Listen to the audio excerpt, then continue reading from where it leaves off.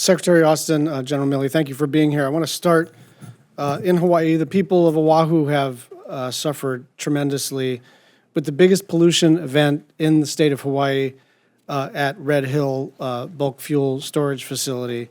And the defueling and closure of Red Hill must continue to stay on schedule. I want to submit for the record a unified statement from Hawaii state leaders about the importance of pure water and the remediation of the lands impacted by the Red Hill fuel spill without objection.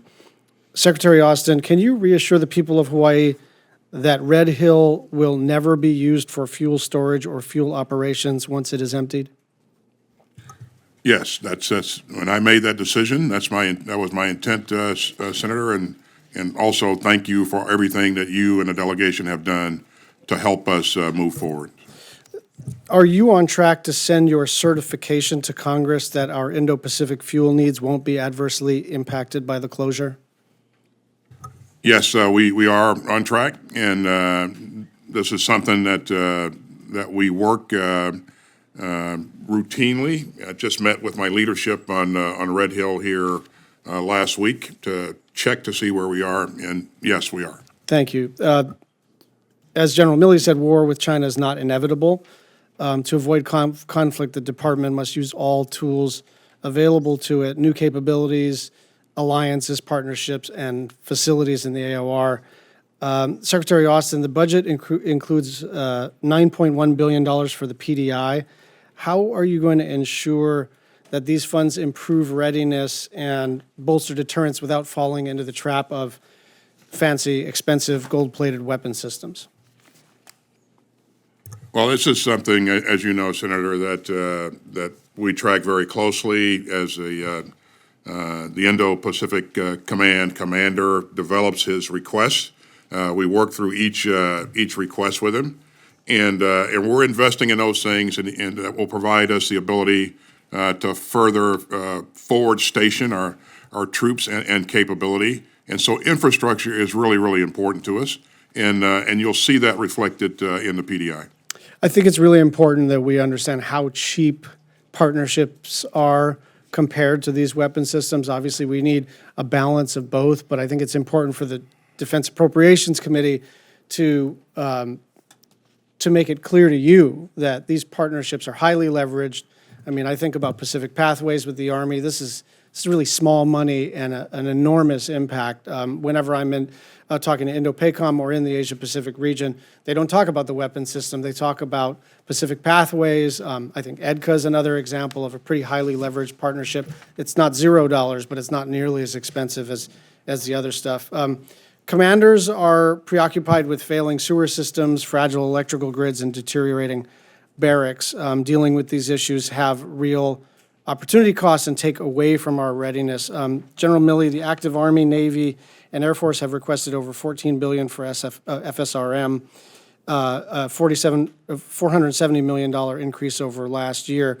How are services ensuring that they'll make meaningful progress on improving the most critical aging infrastructure?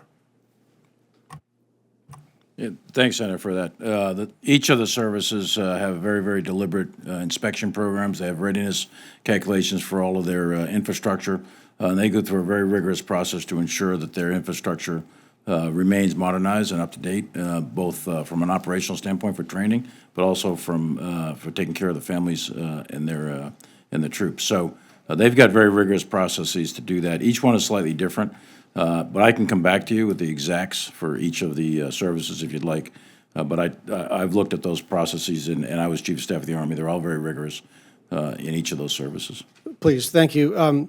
Last question for Secretary Austin.